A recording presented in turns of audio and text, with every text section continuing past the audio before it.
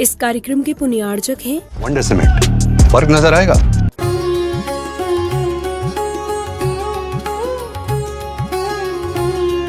नमोस्तु नमोस्तु नमोस्तु। नमः सिद्धेभ्यः। जय श्री ओम नमः सिद्धेभ्यः। नमो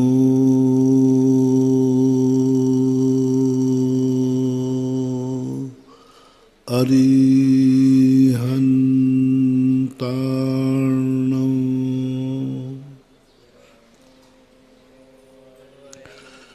नमो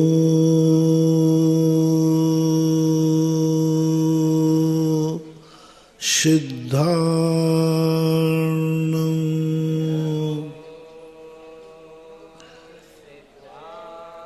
नमो आयर्याणं।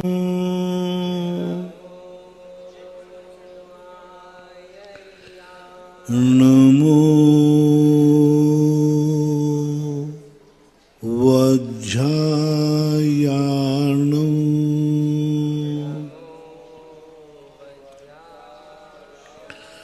नमो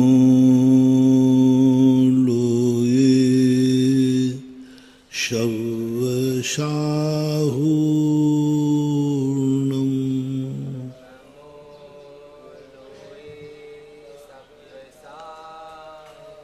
चत्तारि मङ्गलम्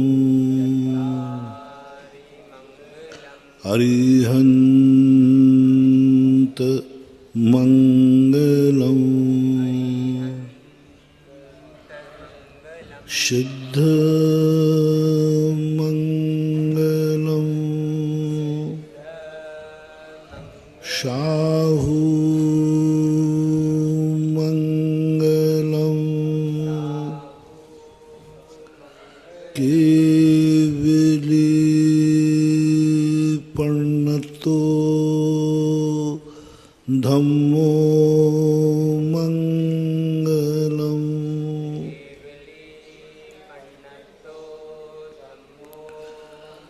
चत्तारि लोकोत्तमा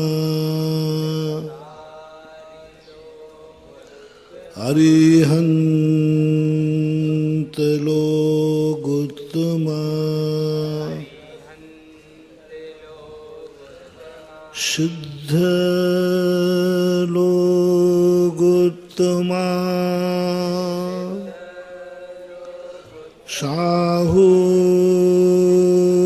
लोकोत्तमा। केवली पर्णतो धम्मो लोकोत्तमो।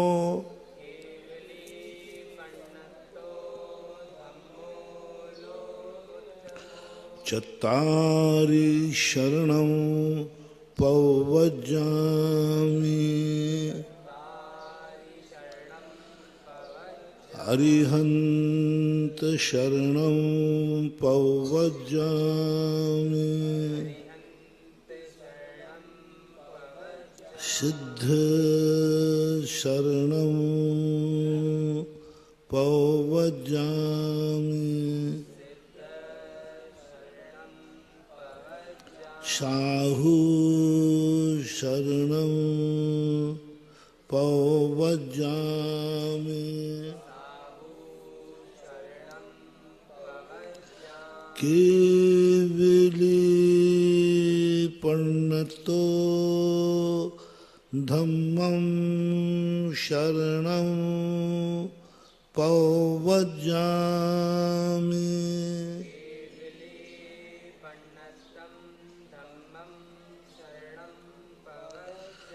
सर्वमङ्गलमाङ्गल्यं सर्व कल्याणकारकम्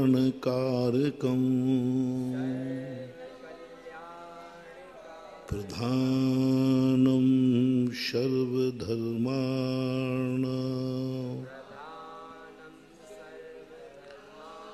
जैनं जयतु शासनम्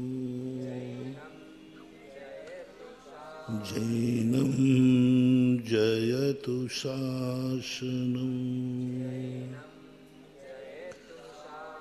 पंच परमेष्टि भगवान के आचार्य श्री गुरुवर कुंद कुंद महाराज के पूज्य गुरुदेव आचार्य श्री गुरुवर विद्यासागर महाराज की जय बोलिए। साक्षात विराजमान मां आस्था के केंद्र बिंदु तीर्थोद्धारक तीर्थ चक्रवर्ती निर्यापक श्रमण मुनि पुंगव श्री सुधा सागर जी महाराज की, समस्त मुनि संघ की। प्रसंग चल रहा है अपना, पूंजी बनाओ पूंजी बनो। जगत तुम्हारी पूंजी बन जाए, तुम जगत की पूंजी बन जाओ। इसी का नाम होता है सर्वव्यापक दृष्टिकोण।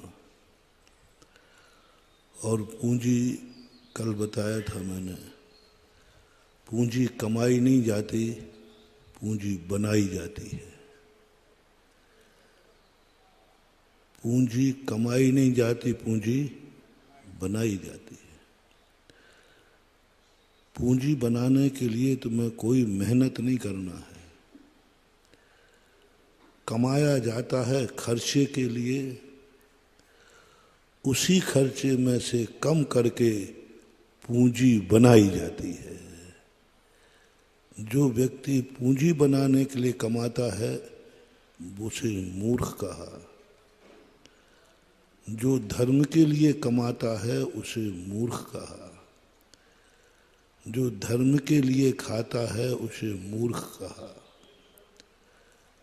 जो नहाने के लिए कीचड़ लगाता है, बोले भाई कीचड़ क्यों लगा रहा है, बोले नहाना है। कीचड़ लग जाता है सो नहाया जाता है कि नहाने के लिए कीचड़ लगाया जाता है? लग जाता है तो नहाना है। अब लोगों ने कहा भाई मिट्टी क्यों डाल रहे, बोले साहब नहाना है। तो मूर्खता है।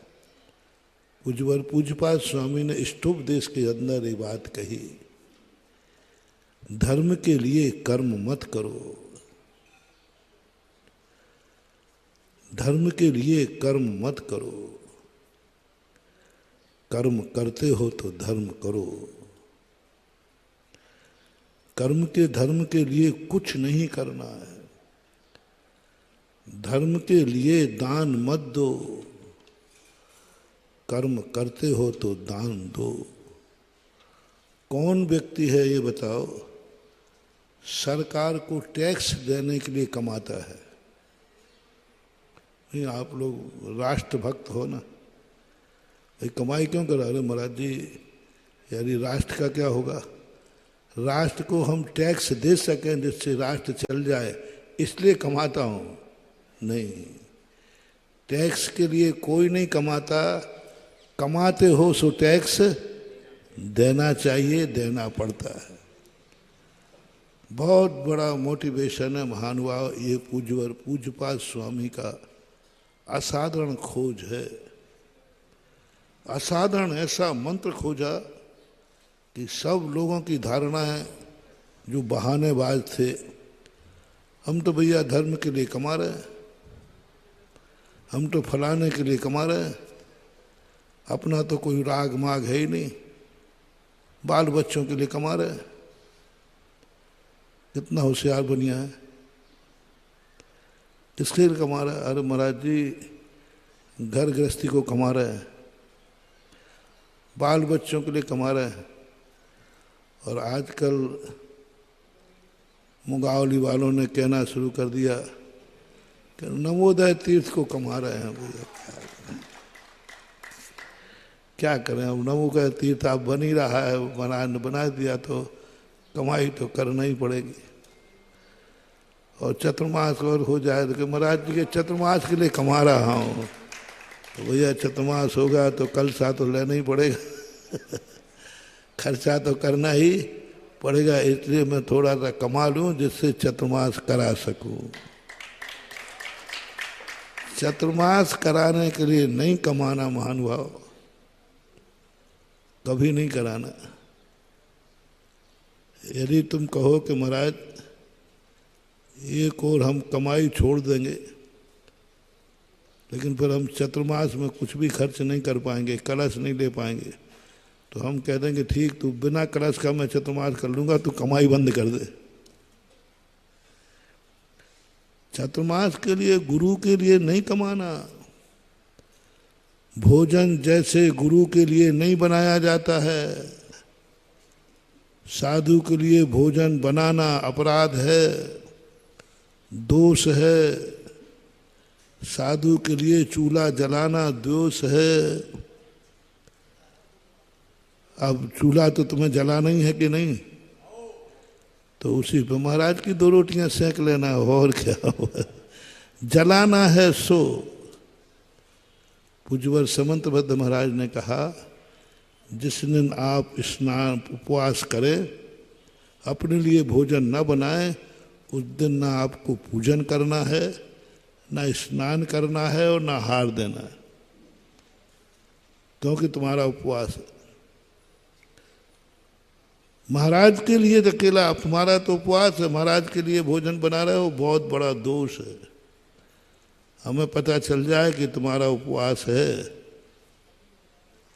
और पूरे घर का उपवास है, फिर चौका लगाया है, मैं हारने को नहीं जाऊंगा, और ले लिया है तो मुझे प्रायश्चित करना पड़ेगा।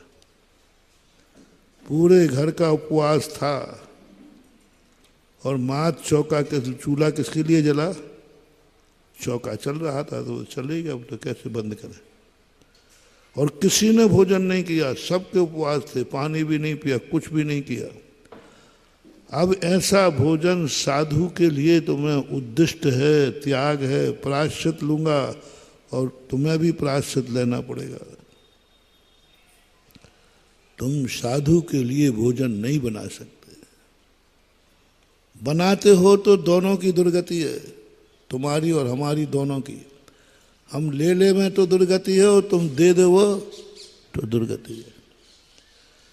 चौका जब ही लग सकता है जब घर में कोई ना कोई भोजन जरूर करेगा। भोजन करेगा कोई, ठीक है, एक नहीं करेगा, 2 करेंगे, कोई ना कोई करेगा। यानी उनके लिए भोजन का बनना ही है। चूल्हा तो जलेगा ही महाराज, पानी तो आएगा ही महाराज, बस इतना फर्क है, चूल्हे पे हमारी अशुद्ध रोटी बनेगी, आपकी शुद्ध बनेगी, चलेगी, इतना तो चल जाएगा, लेकिन चूल्हा तो जलेगा। यदि आपने चूल्हे जलाने का त्याग किया है, फिर आप महाराज के लिए चूल्हा नहीं जला सकते। आपने पानी का त्याग किया है, महाराज के लिए पानी भर के नहीं ला सकते आप। पानी भी यदि तुमने सबने कह दिया आज मेरा पानी का अन्न जल का त्याग है, आप कुएं से पानी लेकर महाराज को नहीं दे सकते। दोगे तो महाराज प्रायश्चित करेंगे और तुम्हें भी प्रायश्चित देंगे। बहुत बड़ा दोष। कुछ भी कार्य हो, तुम्हारा त्याग है और महाराज के लिए करते हो, नहीं करना। ये जैन दर्शन की असाधारण सोच है। किसी भी दर्शन में उद्दिष्ट की चर्चा नहीं है। इसी उद्दिष्ट कहते अपने लिए आरंभ परिग्रह नहीं करना, धर्म के लिए करना, महाराज के लिए करना नहीं करना। महाराज का उपवास आ जाए हो जाए, लेकिन तुम महाराज के लिए चौका नहीं लगाओगे, क्योंकि आज घर में किसी का भोजन नहीं है। हाँ, फिर रिश्तेदार को बुला लो। मैं रास्ता तो बता दूंगा, लेकिन जैसे आप लोगों को सुबह सूतक लग जाता है गांव में, तो फिर आप रिश्तेदारों को पड़ोसी गांव से बुला लेते हो। तो आप रिश्तेदारों को बुला लो, भैया हमारा एक ही घर है और हमारी 14 से सब पे उपवास है और महाराज आज आए और आज ही जाना है। तुम रिश्तेदारों को बुला लेना और रिश्तेदारों के लिए चूल्हा जलेगा, उसी पे महाराज को भी भोजन करा देना। अब वो चूल्हा किसके लिए जला? रिश्तेदारों के लिए। अब कोई तुम्हें दोष नहीं है। मतलब आरंभ और परिग्रह महाराज के नाम से नहीं, मंदिर भी आरंभ परिग्रह मंदिर के नाम से नहीं। कोई कहे कि महाराज हमारी तो भूमि का त्याग है, हमने तो सब भूमि जायदाद छोड़ दी, मंदिर की भूमि के लिए मैं कमाई कर रहा हूं। नहीं करना। मंदिर की भूमि खरीदना है, हम नहीं, हमारा भूमि का त्याग है। जैसे हम साधु लोग हैं, आप लोगों को भूदान का उपदेश दे सकते हैं, हम भूदान के पैसे इकट्ठे नहीं कर सकते। लिखाओ भैया सब लोग मंदिर बनाना है, मुझे भूमि दान दो। तो महाराज स्वयं का भूमि दान है, वे मंदिर के लिए भूमि नहीं खरीद सकते। आपको कोई भी 1 इंच जमीन देने की जरूरत नहीं है मंदिर को, क्योंकि आपने भूमि का त्याग कर दिया है। अब मेरे नाम कोई भूमि नहीं है। मैंने नियम ले लिया है कि मैं अपने नाम से भूमि का त्याग करता हूं। अब आपको भूमि दान नहीं देना, क्योंकि तुमने भूमि का, तुम्हारे पास कोई प्लाट नहीं है, तुम्हारे पास कोई मकान नहीं है, तुम्हारा घर का कुछ भी नहीं है। नहीं है सो बात नहीं है, इच्छा तो है नहीं, हमने नियम ले लिया है हमारे, आपको कुछ देने की जरूरत नहीं। आपने अब सारे नियम ले लिए कि महाराज जी हमने अब सब छोड़ दिया, कुछ भी नहीं है, घर में रहता भी नहीं हो, आश्रम में रहता हूँ। मकान में नहीं रहते, अब आप आश्रम में रहते हो, उदासीन आश्रम में। सब घर बार परिवार सब छोड़ दिया। अब आपको मंदिर का दान देने की जरूरत नहीं है। नहीं महाराज हमने तो वैसे सब घर बार छोड़ दिया है, उदासीन आश्रम में रहते हैं, बस एक भावना है कि एक मूर्ति बैठा दूं मैं, एक मंदिर बना दूं मैं, एक वेदी बना दूं मैं, एक छत्र चढ़ा दूं मैं। नहीं, बहुत बड़ा दोष है, क्योंकि तुमने अपने लिए कमाना छोड़ना सब छोड़ दिया, घर भी छोड़ दिया, कुछ भी नहीं, एक कौड़ी भी तुम्हारे पास नहीं है। तुम समाज का खा रहे हो, समाज के आश्रम में रह रहे हो, भिक्षा से खा रहे हो। अब आप मंदिर के लिए भी नहीं कमा सकते, अपने लिए नहीं, मंदिर के लिए भी नहीं कमा सकते। बहुत बड़ा दोष है। हम लोग साधु लोग दान का उपदेश दे सकते हैं, मंदिर का उपदेश दे सकते हैं, हम मंदिर बनवा नहीं सकते, तुमसे दान नहीं ले सकते। हमारी दुर्गति है, पाप के लिए नहीं कह रहा हूं, कोई और संसार के पाप को लिए नहीं कह रहा हूं। अब मैंने सब छोड़ दिया, साधु बन गया हूं और मंदिर का रसीद कट्टा रख ले रहा हूं, नमोदय तीर्थ का। दे दो भैया, एक एक कट्टा दे दो, हम जहाँ जाए तो रसीद है। और लिखवाऊंगा भैया हमारा एक नवोदय तीर्थ बन रहा है। नहीं, देखना बहुत सूक्ष्म विषय आया है आज। धर्म का है कि नहीं, अधर्म का तो नहीं है, लेकिन साधु की दुर्गति होगी यदि वो दान इकट्ठा स्वयं करता है तो। तुमसे ये मान के करता है मुझे मंदिर बनाना है, मंदिर में मुझे मूर्ति बैठाना है, इसलिए आप लोग मुझे दान दो। शब्द देखना, मुझे दान दो, मैं रसीद काट रहा हूं, नहीं कर सकता। भगवान कहते मेरा मंदिर बने या नहीं बने, तू मंदिर के लिए दान इकट्ठा नहीं करेगा, क्योंकि तेरे धन का त्याग है। धन का तूने त्याग कर दिया है, तो मेरे लिए धन क्यों? जब धन का तूने त्याग कर दिया है तो मेरे लिए कमाई क्यों? हमने अपने लिए तो कमाई छोड़ दी, अब तो मैं जो कुछ करूंगा नवोदय तीर्थ के लिए कमाऊंगा। इसलिए मैंने दुकान पर फिर से बैठना चालू कर दिया क्यों बैठ रहे भैया? बोले नवोदय तीर्थ क्षेत्र बनाना है। नहीं नहीं नहीं, नवोदय तीर्थ के लिए अलग से व्यापार नहीं करना, धंधा नहीं करना। नवोदय तीर्थ बने तो बने, नहीं बने तो नहीं बने। बहुत बारीक बात है। इसलिए साधु संत लोग चंदा चिट्ठा स्वयं इकट्ठा करने लग जाते हैं। हमें फलाने जगह भेजना है, हमारा फलाना मिशन है, हमारा फलाना प्रोजेक्ट है। यदि साधु है तो प्रोजेक्ट कैसा, और प्रोजेक्ट है तो साधु कैसा। साधु का कोई प्रकल्प, साधु का प्रोजेक्ट नहीं, कभी नहीं, भूल के नहीं। और जो साधु ये कहे कि ये मेरा प्रोजेक्ट है, मेरे तीर्थ बनाना है, मैंने संकल्प किया, मेरा तीर्थ, मेरा प्रोजेक्ट, मेरा मंदिर, मेरी मूर्ति। मैं अपने भक्तों से कहना चाहूँगा, ऐसे लोगों को एक कौड़ी भी दान मत देना, नहीं तो तुम्हारी दुर्गति होगी। वे महाराज तो जाएंगे ही जाएंगे, तुम्हारी देने वाली की दुर्गति होती है। साधुओं को दान दे के आ जाते। एक बार एक व्यक्ति ने कहा, महाराज फलाने महाराज रसीद कट्टा काट रहे। मैंने कहा मूर्ख तुम हो, उनने जेब में से निकाला था कि तुमने निकाल के दिया था? मेरा सिद्धांत है कि देने वाला उतना गड़बड़ नहीं, देने वाला तुम्हें ज्ञान होना चाहिए। साधु को क्या देना है?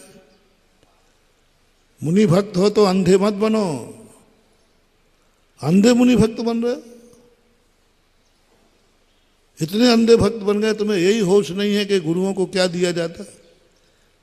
साधु को वही चीज देना चाहिए जिससे साधु के रत्नत्रय में बाधा न पड़े। ज्यादा अंधे मत बनो, इतना राग मत करो कि साधु जो मांगे दे दो, धन दौलत मांगे दे दो, इतना राग मत करो। साधु को क्या देना चाहिए, ये श्रावक को विवेक होना, नहीं तो तुम्हारी दुर्गति है। साधु की नहीं कह रहा हूं मैं, उनकी तो बाद में होगी, तुम्हारा तो पक्का ही नाश है। क्योंकि तुमने साधु को वो चीज दी जो साधु का त्याग था। साधु के लिए कोई जरूरत नहीं थी। बल्कि मैं तो ये कहता हूं, साधुओं के पास कोई माल टाल मिले, पैसा धेला हो, मोबाइल हो और कुछ भी हो, साधुओं के घर में डाका डालने में कोई पाप नहीं, भारी पुण्य लगेगा। हाँ, पड़ोसी के मत डाल देना। हाँ, बेचारा मजदूरी करके कमा रहा है। साधुओं के पास धन दौलत मिले, जम के जैसे बने प्लानिंग करके बढ़िया डाका डालो, और वो पैसा तुम्हारे काम आएगा, बड़ी सिद्धि होगी। बाबा जी का पैसा है। देना नहीं, और है तो उसे लूट लेना।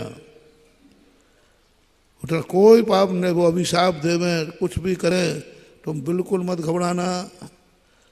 वो कहे मैं तुम्हें कबूतर बना दूंगा, बिल्कुल मत घबराना, उड़कर मेरे पास आ जाना। वो तुम्हें कबूतर बनाएंगे, हम तुम्हें इंसान बना देंगे।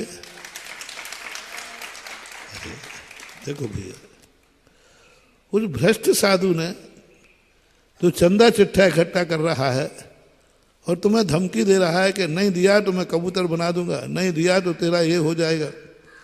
तब इस भ्रष्ट साधु में मनुष्य कबूतर बनाने की शक्ति है, तो इस विद्यासागर के चेले में मक्खियां नहीं भगाई हमने भी 50 साल में।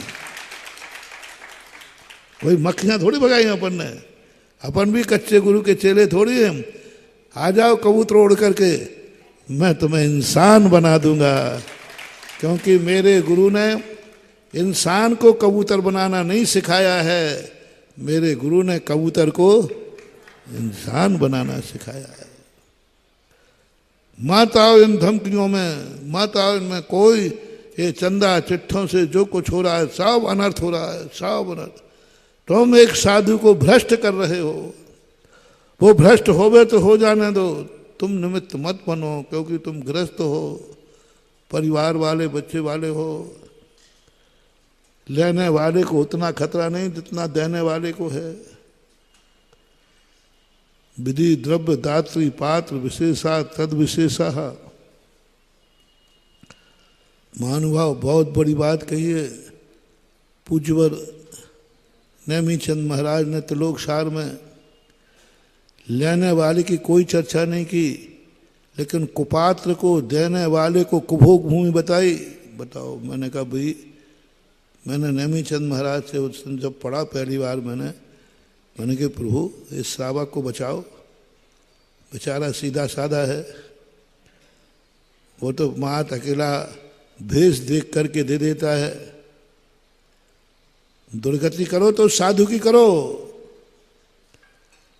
जो गलत कर रहा है उसकी दुर्गति। बोले उसकी तो दुर्गति क्या, उसका तो स्मरण पावगम गणनादि ते निगोद पात्र रहा, लेकिन देने वाले को चिताया पूज्यवर नेमीचंद महाराज ने कि देने वाला कुभोग भूमि जाएगा। और कुभोग भूमि अर्थ क्या है मालूम आपको? मिट्टी खाने मिलती है। हालांकि वो मिट्टी बहुत स्वादिष्ट होती है। आपके यहाँ की कोई भी मिठाई इतनी स्वादिष्ट नहीं होती। यदि कुभोग भूमि की मिट्टी और यहाँ की सारी मिठाइयाँ रख दी जाएं, परोस दी जाएं, तो लोग सारी मिठाइयाँ छोड़ देंगे, वो मिट्टी खाएंगे। इतनी स्वादिष्ट होती है, ताकतवान होती है, लेकिन नाम क्या है? मिट्टी। अवक्ष ही होगी। कुभोग भूमि वाले मिट्टी खाते क्यों? इन्होंने कुपात्र को दान दिया था। दान तो दिया था, दान का दान गया, और लूले लंगड़े अंधे बहरे होते, एक टांग के होते, एक कान सूपा बराबर और एक कान छिपकली के बराबर, कान के बराबर। किसी का ऊंट का 6 मुख है, शरीर मनुष्य का है। ये सब को कुपात को पहला दर्शन है जैन दर्शन, जो देने वाले को भी चिता रहा है। मैं तो दे ही रहा हूं, कौन सा पाप कर रहा हूं? मैं तो दे ही रहा हूं, देना दे सब दे भी चुका और बर्बादी भी। हाँ, यही जैन दर्शन कहता है। पात्र को दान दो, हर किसी को नहीं। पैसा है तो गरीबों बांट दो, और ज्यादा नहीं है तो पुटरिया बांध के समुद्र में फेंक दो, लेकिन कुपात्र को मत दो। समुद्र में फेंक दो, जाकर के सरकार के खजाने में जमा करा दो, लेकिन कुपात्र को मत देना। क्योंकि सांप को दूध पिलाने से, तुम कहो मैंने कौन सा पाप किया, दूध ही तो पिलाया है। तुमने दूध नहीं पिलाया है, उसको जहर बढ़ाया है। क्योंकि सांप को दूध पिलाने से क्या होता है? इसलिए दान देते समय मेरे सारे भक्तों से मेरा कहना है, और किसी की मैं बोल नहीं सकता, क्योंकि मेरे प्रवचन तो मेरे प्यारे भक्तों के लिए हैं। मेरा जो भी उपदेश होता है, जैसे आप लोग अपनी कमाई करते हो तो अपने बच्चों के लिए करते हो कि पड़ोसी के? बोलो ना थोड़ा, अपने बच्चों। तो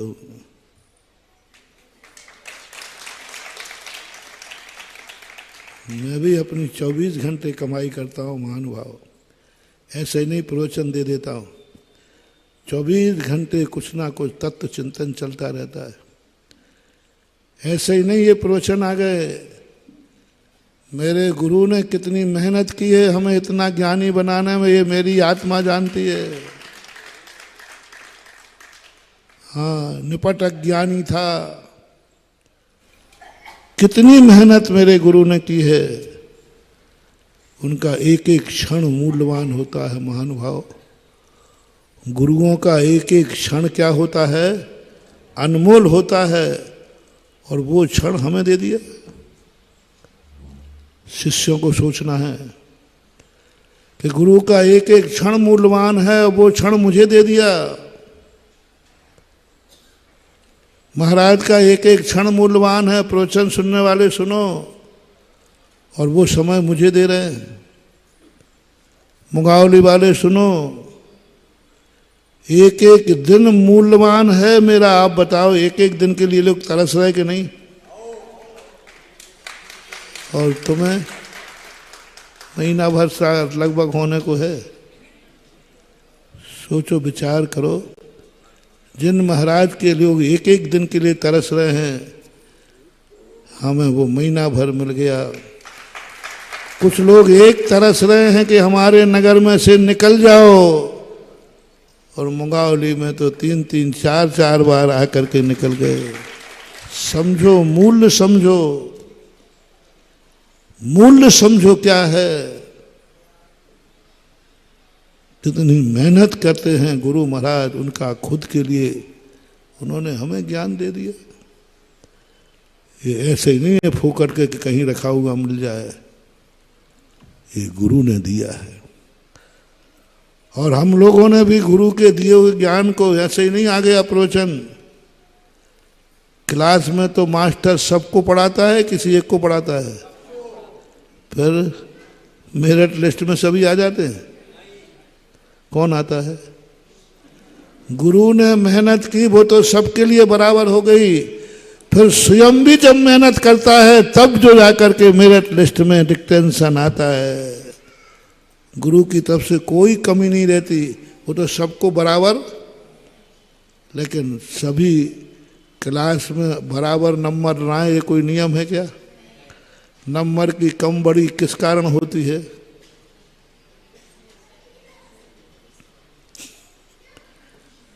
कुछ तो कभी बहुत कम होते जिनका क्षोभसम नहीं है विचारों का, बहुत आए तो उनकी होती है जो बदमाश होते हैं। 90% नंबर कम आने का कारण है कि वो ईमानदारी से पढ़ता ही नहीं। कुछ परसेंटेज में होता है जो मेहनत भी करे, लेकिन बहुतायत लोग, और जिसके अच्छे नंबर आए, बोलो उसके भाग्य से आए हैं कि उसकी मेहनत से आए हैं। मैंने देखा है। तुम कह रहे महाराज जी इसके अच्छे नंबर नहीं आए, इसकी किस्मत खराब थी, इसकी किस्मत में नहीं लिखा है, क्या करे बेचारा। तो जब किस्मत से तू फेल हुआ है तो फिर किस्मत से उसके 99 नंबर आए, कह दो।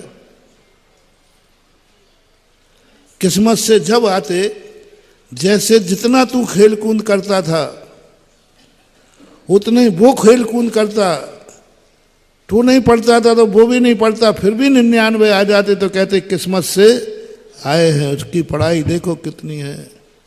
ऐसे ही नहीं देते हैं महानुभाव, कोई व्यक्ति देता है, उसकी मेहनत देखो कितनी है।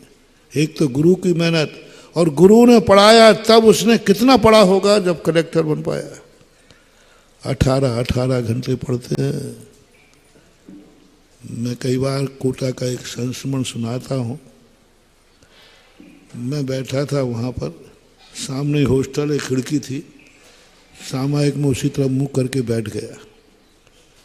12 बजे के बाद के लगभग एक लड़का कमरे के अंदर गया, मेरी खिड़की के सामने उसका कमरा था, और वो कमरे के अंदर गया,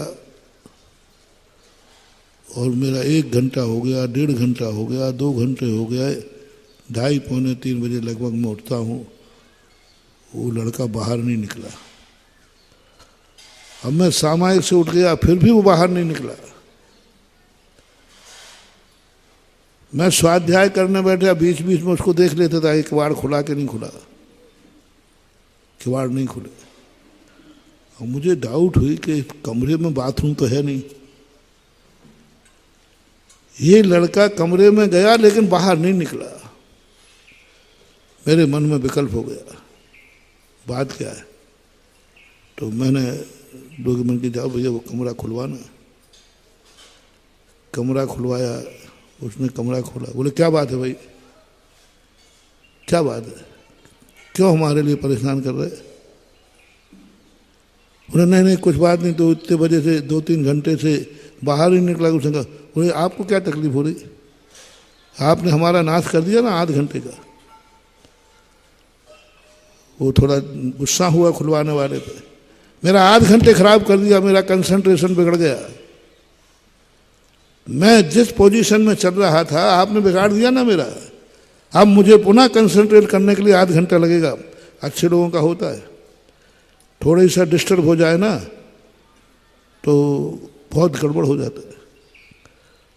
मैंने ब्राह्मण भेजा, बोले महाराज जी आपने भेजा लेकिन क्यों?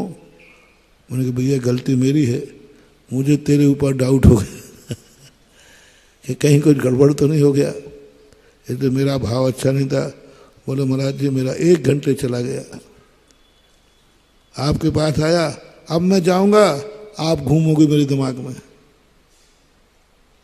महाराज घूमेंगे, अब ये घूमेगा, पता नहीं क्या क्या घूमेगा। अब हमें आध घंटे 1 घंटे लगेगा उस एकाग्रचित्त होने के लिए। मैंने आई एम सॉरी प्लीज कहा, मैंने कहा, और उसके बाद मेरी धारणा बन गई किस्मत से सफलताएं नहीं मिलती हैं, मेहनत से सफलताएं मिलती हैं।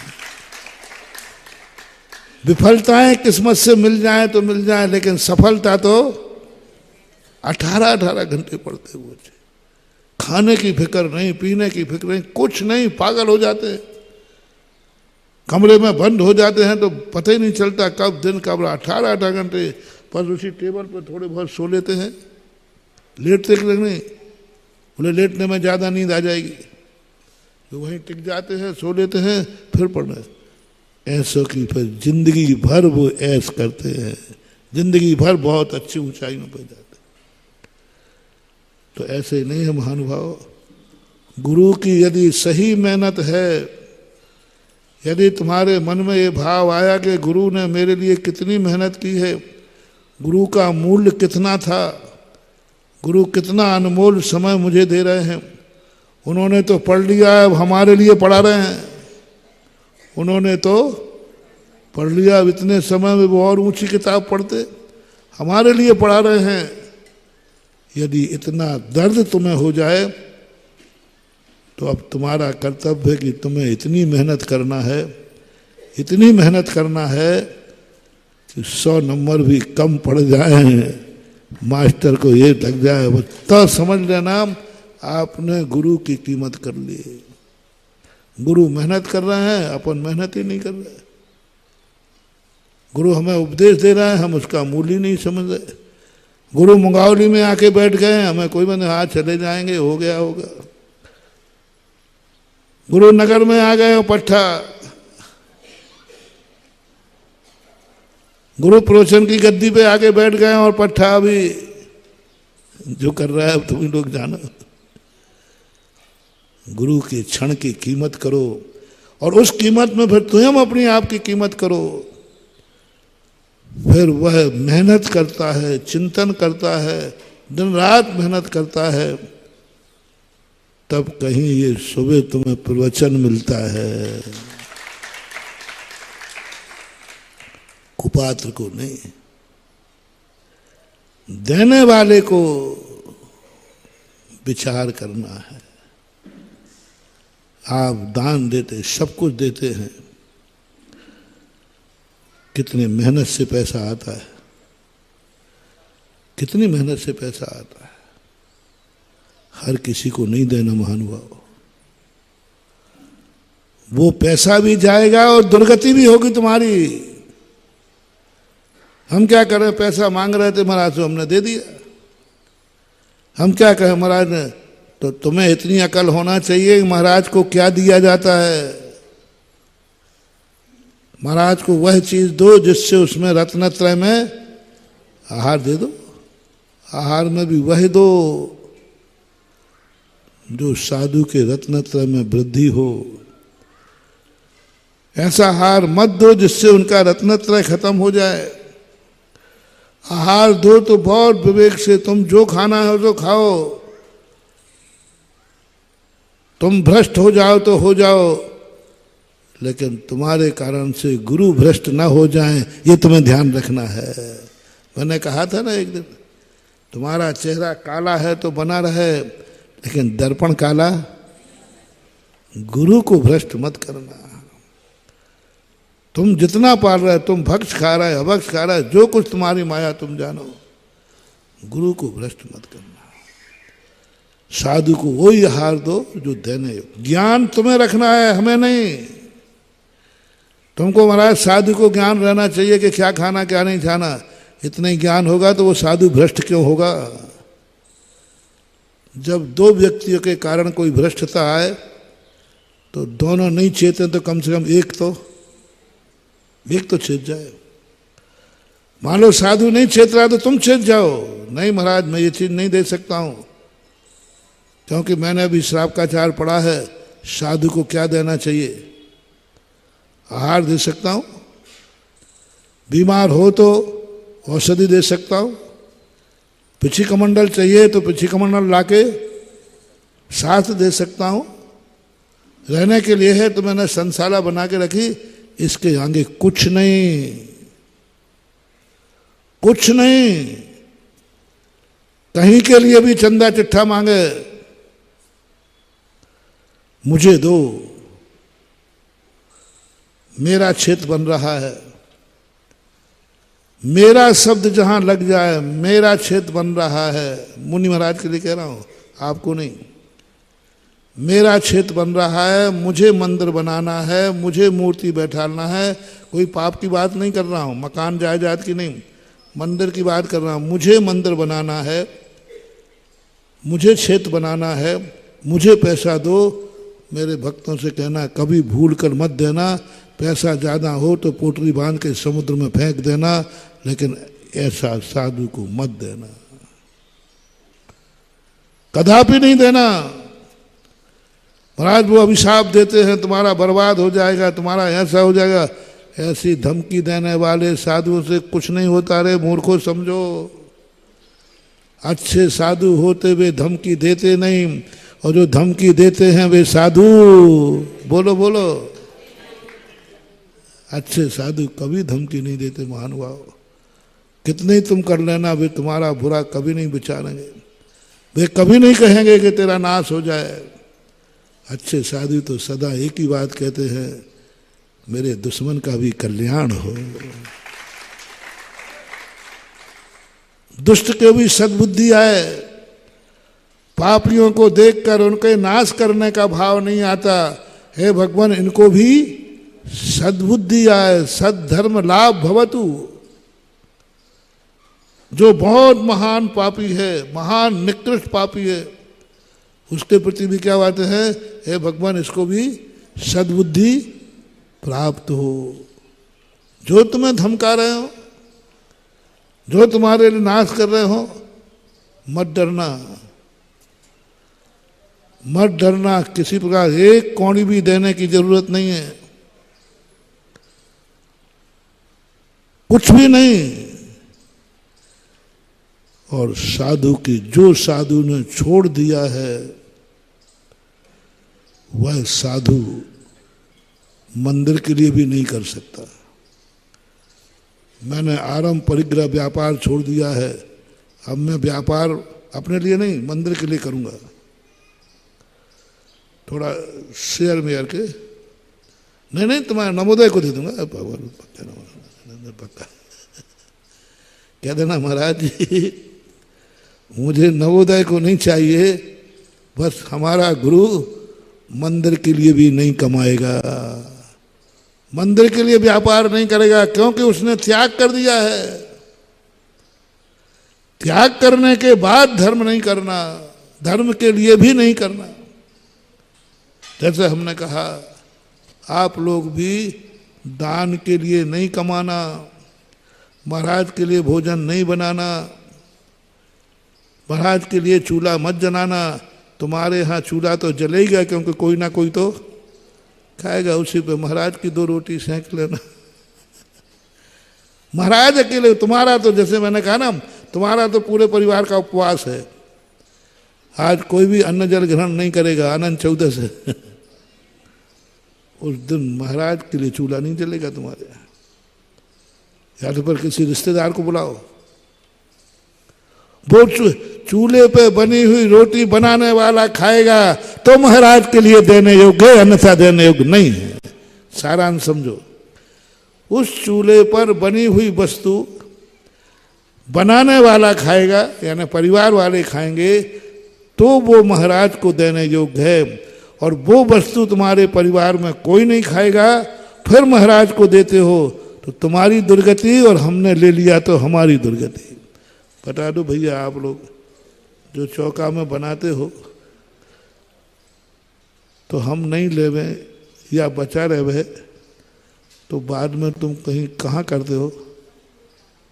स्वयं खाते हो कि बाहर फेंक देते हो?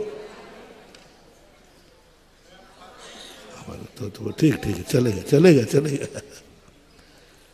ये है उद्दिष्ट की परिभाषा। महाराज आ गए तो ठीक, सब परिवार खाएगा, शेष बचा रहा ठीक, महाराज खाएंगे। यानी उसमें तुम्हारा अंश भागीदारी होना चाहिए, वही दान का कारण बनता है। तुम्हारी भागीदारी नहीं है तो वह दान देने योग्य भी नहीं है। पूरी कमाई दान में दे दो, नहीं, तुम पहले तुम्हारा खुद का अंश है उसमें कि नहीं? तुमने कमाया किसके लिए था? राजा हरिश्चंद्र ने राज्य कमाया था, राज्य अपने लिए कमाया था कि दान के लिए?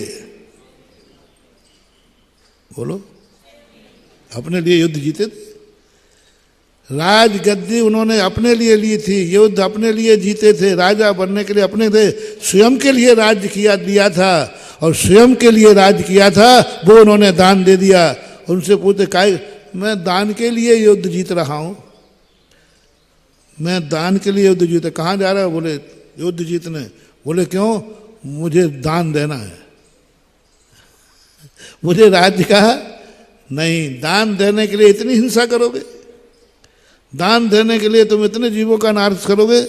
नहीं, राज्य अपने लिए जीतना, और दान की बात आए तो उसे दान में देके चले जाना। ऐसे ही कमाई अपने लिए करना, दान के लिए नहीं कमाना। कमाते तो तुम हो ही, कमाता तो मैं हूं, तो बस अब कमाते हो तो फिर दान के लिए भी कमा लेना। मात्र दान के लिए नहीं कमाना। अपने लिए भोजन बनाते हो तो फिर साधु के लिए भी भोजन बनाओ, अपने लिए कमाते हो तो दान के लिए भी कमाओ।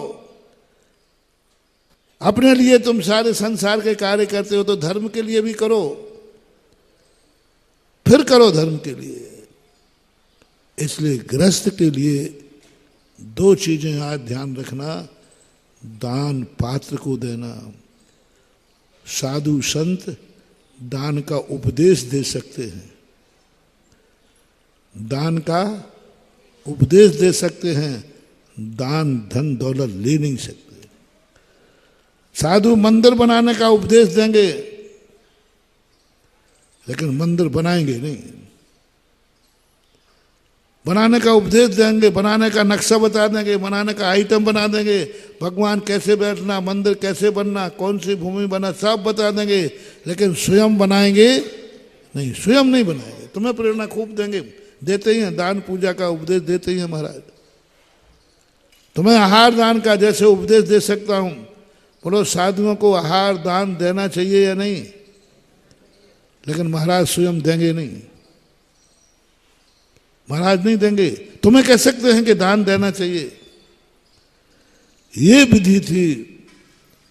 जब मैं राजस्थान में गया तो वहां तो अरे ऐसा गजब की धांधली थी, जो देखो वो सब डरा हुआ बैठा,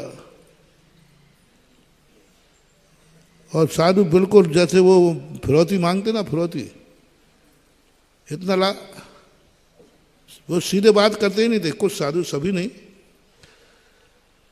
फिरौती सीधे। कई साधु फिरौती मांगते, इतना चाहिए, वो फिरौती वाला मांगता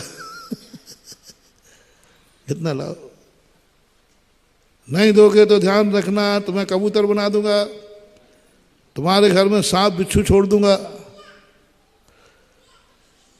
ये खूब दादागिरी चलती थी राजस्थान में। जब मैं गया तो लोगों ने कहा, महाराज जी क्या बताओ आपको कितने देना चाहिए? मैंने कहा मुझे तो कुछ नहीं चाहिए। तब उनको मैंने कहा, जिसके घर में कोई कबूतर बन जाए उड़ के मेरे पास आ जाओ, मेरे विद्यासागर की फैक्ट्री में कबूतरों से इंसान बनाया जाता है। अब लोग वहाँ निडर हो गए, लेकिन फिर भी अभी भी कुछ साधु लोग जनता को मूर्ख बना करके। ध्यान रखना, साधु की वाणी पर दान देना उसका निजी स्वार्थ तो नहीं है, निजी लोभ तो नहीं है। आप कहिए महाराज ठीक है, आप कह रहे कि वहाँ दान देना है, मैं जाके दे आऊँगा। आज का नेटवर्क है, मैं फ़ोन करके सीधा फ़ोन कर वहाँ जमा करा दूंगा। बीच में दलालें मत बनाओ। आजकल तुम्हारे पास जहाँ भी दान भेजना है 2 मिनट में भेज सकते हो कि नहीं? किसी की बाया मत भेजो, डायरेक्ट भेजो, डायरेक्ट दो। साधु भी बच जाएगा, तुम भी बच जाओगे। तो जो पूंजी है उसके लिए मैंने कहा ना, पूंजी को कमाना नहीं है, पूंजी को बनाना है और खर्च के लिए कमाना है। अब हमने क्या क्या पूंजी है हमने 5-7 दिन में बनाए बताई। अब पूंजी बनाए कहाँ से महाराज? आप कोई मंत्र दे दो पूंजी बनाने के लिए, कमाना शुरू कर दूंगा, 1 घंटे और ज़्यादा कमाऊंगा। नहीं नहीं, बिल्कुल नहीं कमाना। पूंजी कमाने के लिए बिल्कुल नहीं कमाना, खर्च के लिए कमाओ। कमाने का तुम्हारा हुनर है, कमाओ। खर्च के लिए कमाओ खूब जम के। बस उसी खर्च में से अब पूंजी बनाओ, खर्च में से पूंजी बनाओ। पूंजी के लिए मत कमाओ।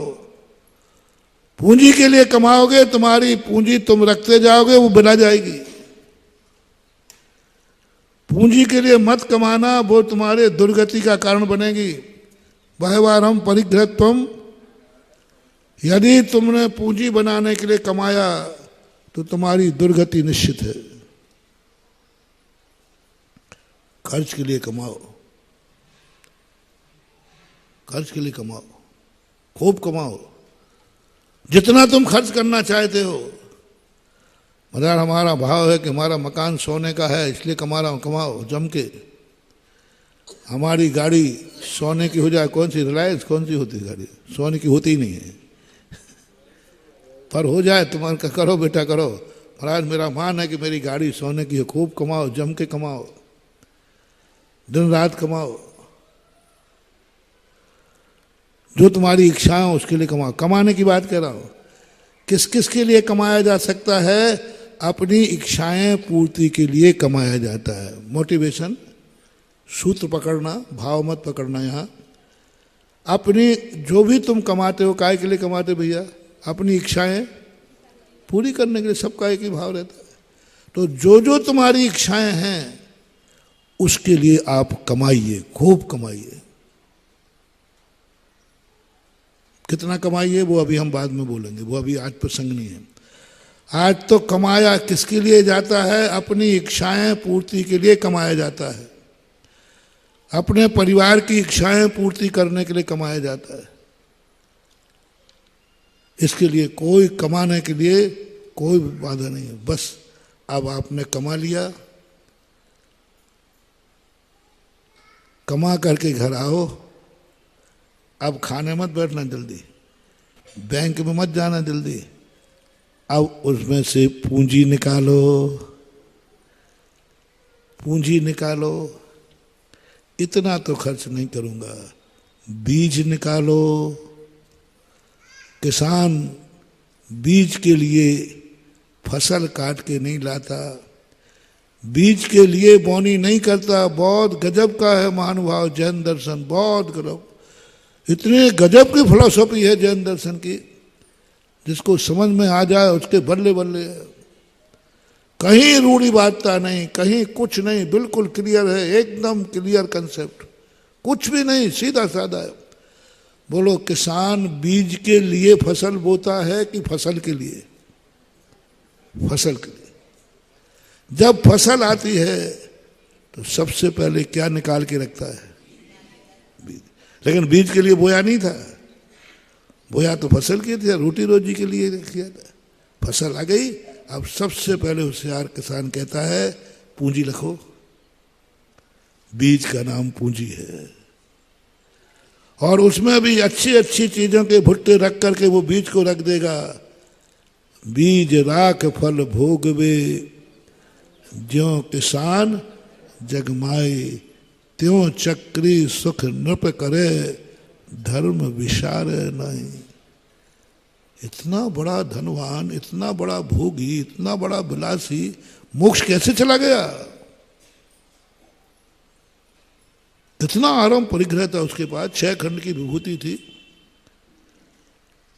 कितना आराम परिग्रह था, 360 रसोइया थे, कितने करोड़ हल थे, खेती थी, 96,000 रानियां थी, 96,000 बेटे बिटियां थी, रिश्तेदार, कितना आराम परिग्रह देखो तो सही, फिर भी मोक्ष चला गया। जैन दर्शन की कला, बीज राख फल भोगवे। बस पूंजी कैसे बनाई जाती है, अब वो पूंजी क्या क्या है वो अपन समझते, पूंजी बनाओ कैसे? जो तुम्हें खर्च, जो तुम कमाओ उसमें प्रतिदिन नियम करो पूंजी की, और जो कमाई होगी वो पुण्य से होगी, पुण्य से होगी। और पूंजी खाने के पहले, पूंजी क्या है? दान। पूंजी किस लिए कहीं कमा कर रखी जाती है वो भी बताऊंगा बाद में। अभी तो पूंजी बनाओ पहले मेरे कहने से, जो कुछ भी तुम्हारे पास है उसकी पूंजी बनाओ। पूंजी का अर्थ है स्वयं के उपयोग में, पूंजी तुम्हारे काम नहीं आएगी। पूंजी को अभी बताऊंगा। पूंजी को खर्च नहीं करना, पूंजी से कमाई करना है। पूंजी के लिए नहीं कमाना है, खर्च के लिए कमाना है। पूंजी को खर्च नहीं करना है, पूंजी से कमाई करना है। पूंजी से कमाई, पूंजी को खर्च नहीं करना, समझ रहे ना? पूंजी को खर्च करना और पूंजी से कमाई। बीज को नहीं खाना, बीज से कमाई। बीज को नहीं खाना, बीज से कमाई। पूंजी से कमाई करो तुम। अब पूंजी आपको बाप दादों की वसीयत भी पूंजी है, तुम्हारी किस्मत से मिली हुई धन दौलत भी पूंजी है, और तुम जो आज कमा के लाए हो उसमें कितना हिस्सा पूंजी का है ये बता दो। मैं तुम्हारे जन्म जन्म को सुखी कर दूंगा, गारंटी मेरी है। जब तक तुम जिनेंद्र नहीं बनोगे तब तक तुम्हारे पास जो है इससे कई गुना हर साल तुम्हारे पास होगा। कभी दरिद्र नहीं बनोगे। बस तुम तो इतना बता दो, जो तुमने कमाया है वर्तमान में, पुरानी बाप दादों की पूंजी है, 1 रुपया खर्च मत कर लेना बेटा, नहीं तो खबरदार। सुन रहे हो बाप के भरोसे रहने वालों? 1 रुपया बाप की वसीयत का खर्च कर दिया बेटा, बर्बाद हो जाओगे। बाप की जो वसीयत मिले उसका 1 रुपया खर्च नहीं करना, 1 रुपया कौड़ी भी नहीं। किस्मत से जो तुम्हें मिला है उसको खर्च मत करना। किस्मत से जो तुम्हें मिला है, तुम्हारे जन्मते ही तुम्हारे बाप दादों ने इतना कमा लिया, वो सब तुम्हारे नाम है। बाप दादों की वसीयत किसके नाम है? तुम्हारे नाम है। ये किस्मत कहलाती।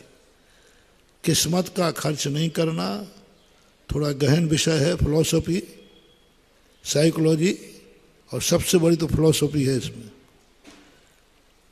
मेरा मन, अपने पूर्वजों से जो भी तुम्हें मिले उसको खर्च नहीं करना। मन ही मन बनाना, नियम ले लेना। आज के बाद मैं नियम लेता हूं, अपने पूर्वजों की दी हुई संपत्ति खर्च नहीं करूंगा। और तुम्हारी किस्मत से जो मिला है, किस्मत से उसको खर्च मत करना। किस्मत का मिला हुआ भाग्य कहलाता है, किस्मत की किनी हुई पूंजी कहलाती है। ये दो तो सेव कर दो। और तीसरा जो तुमने कमाया है, महाराज किस्मत से नहीं मिला, बहुत मेहनत की है। मैं किस्मत से कलेक्टर नहीं बना महाराज जी, 18 घंटे पड़ी है महाराज जी, मेरी किस्मत से मैं कलेक्टर नहीं बना। मैं किस्मत से डॉक्टर नहीं बना महाराज जी, बता दो प्रमोद कैसे बने डॉक्टर? कैसे बनते हैं डॉक्टर? गंजे हो जाते हैं? हाँ, बाप दादों के टपरे बिक जाते हैं। हमारे पास तो आए दिन आते हैं मेडिकल स्टूडेंट, महाराज जी मैं डॉक्टर बन सकता हूँ लेकिन हैसियत नहीं, इतना खर्च है, इतनी मेहनत है, इतना बहुत कठिन है। तुम डॉक्टर किस्मत से नहीं बने हो, बसियत से नहीं बने हो, बल्दियत से नहीं बने हो, तुम मेहनत से बने हो। मैं मुनि बना हूं, किस्मत से नहीं बना हूं, बल्दियत से नहीं बना हूं, तपस्या से मेहनत से बना हूं। वो कलेक्टर बना है, मेहनत से बना है, बल्दियत से, वो किस्मत से नहीं बना है। बाप तो चपरासी है, क्लर्क है, और बेटा कलेक्टर बन गया। बोलो किससे बन गया? मेहनत से। बहुत बड़ी शक्ति दे रहा हूं महानुभाव, जो अभी तुम्हारे यहाँ प्रवचन हो रहे हैं, इन प्रवचनों को बहुत असाधारण मानना। जिंदगी में इनको एक एक को अब शांति से बैठ करके बाद में सुनना, एक एक चीज को। तुम जो तुम्हारी मेहनत से जब तुम्हारा रहे, ये मुझे मेहनत से मिला है। मेरे बाप के पास भी नहीं था इतना जो मेरे मेहनत से मिले। ज्ञान भी, धन भी, शरीर भी, जो कुछ भी तुम्हारे पास मिला। तुम्हारे बाप के पास इतना दिमाग नहीं था जो तुम्हारे पास है। तुम्हारे पिता की आंखें इतनी नहीं थी, वो तुम्हारे पास है। उनके कान इतने नहीं थे जो कुछ भी तुम्हारे पास है, तुम्हें लगे ये मेरी मेहनत का फल है। ओके, बस अब मेरा राजा और महाराजा, ये दो लोग तुम्हारी किस्मत पर आक्षेप नहीं करेंगे, तुम्हारे पूर्वजों से आई हुई वसीयत पर आक्षेप नहीं करेंगे, लेकिन तुम्हारी कमाई पर छाती पे आके लेंगे।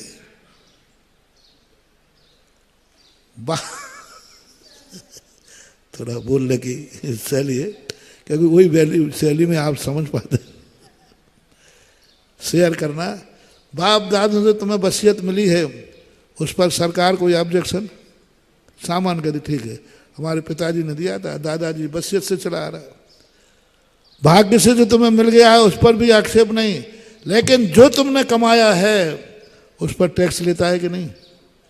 बस राजा और महाराजा कहते कमाई बताओ कितनी है तुमने। राजा से टैक्स नहीं दिया तो बेटा छापा है, और महाराज को महाराजा ने दान नहीं निकाला तो दुर्गति है। कमाई में से, कमाई में से दुर्गति है। कमाई में से यदि तुमने पूंजी नहीं बनाई तो रावण जैसा हाल होगा, आज नरकों में पड़े हो। तो अपनी कमाई में किसान बन जाओ। किसान फसल लाया, सबसे पहले बीज निकाल के रख दिया। तुम भी प्रतिदिन में जो धन कमाया है उसकी पूंजी में डालो। कितना डालोगे? पूंजी में डालो, बाप की पूंजी वसीयत है, उसमें मिलाओ। कितना मिलाओगे? उसने तुम्हें 1 लाख मोहरें दी थी, सवाल है तुम कितनी बढ़ा पाए उसमें। तुम बाप ने 1 लाख दी थी, तुम्हें अपने बेटे को 1.5 लाख दे के मरना है। पूंजी बनाओ, पूंजी बढ़ाओ। पूंजी खर्च नहीं करना, पूंजी से कमाई करना। पूंजी से कमाई, बीज से कमाई। वो बीज को खर्च नहीं करता साल भर, बीज को कहाँ ले जाता है? खेत में बोता है। बीज से कमाई, बीज फिर सुरक्षित रख देता है। और हर साल किससे कमाता है? बीज से। लेकिन बीज को खाता है क्या? बीज से कमाई करो, बस ये है किसान, ये है जैन दर्शन। और बीज पूंजी है। पूंजी को खर्च मत करो, पूंजी से कमाई करो। बाप दादों की पूंजी मिली है, उसको व्यापार में लगाओ और खूब जम की कमाई करो। और जितनी उनकी पूंजी थी उससे कई गुना कमा करके और अपने बेटे से कहना ये तो तेरे दद्दा की है, ये तेरे बाप की है, पकड़े मैं जा रहा हूं। पूंजी बनाओ। व्यवहारिक चीज से मैं तुम्हें समझा रहा हूं, मैं धार्मिक रूप से दान पूंजी है। बाप दादों की संपत्ति के अलावा तुम्हारी कमाई में से कितना दे रहे हो तुम, कितना दे रहे हो तुम दान में? लो अब दिमाग की पूंजी बता रहा हूं। दिमाग तुम्हारा बहुत चलता है, बहुत चलता है, इतना दिमाग चालू है, आप अपनी जिंदगी को चला सकते हो, लेकिन दिमाग से पूंजी बनाओ, पूंजी बनाओ दिमाग से, पूंजी बनाओ दिमाग से, आंखों से पूंजी बनाओ, खर्च मत करो आंखों से, वाणी से पूंजी बनाओ, परिवार से पूंजी बनाओ, गुरु महाराज से पूंजी बनाओ। महाराज जी लो अब महाराज से पूंजी बनवाओ। महाराज जी और कुछ नहीं चाहिए, खर्चा पानी ठीक चल रहा है, बस एक आशीर्वाद दे दो कि दुकानदारी इतनी चल जाए जिससे मैं दान देकर पूंजी बना सकूं। अब देखना, आशीर्वाद लिया तो तुमने किसके लिए लिया? खर्चा पानी तुम्हारा चल रहा है, बस एक इच्छा है कि थोड़ी पूंजी और बना लूँ, नहीं तो खा पी करके उड़ाया और सब चला गया। बस इतना और निकल जाए कि मैं पूंजी बना सकूं, इसी में से हमारा कुछ हम दान दे सकें, कुछ हम परमार्थ का कार्य कर सकें। संसार तो चल रहा है, चल जाएगा, संसार तो चल रहा है, चल जाएगा, लेकिन कुछ पूंजी नायक नहीं बना पा रहा हूं। गुरुओं के पास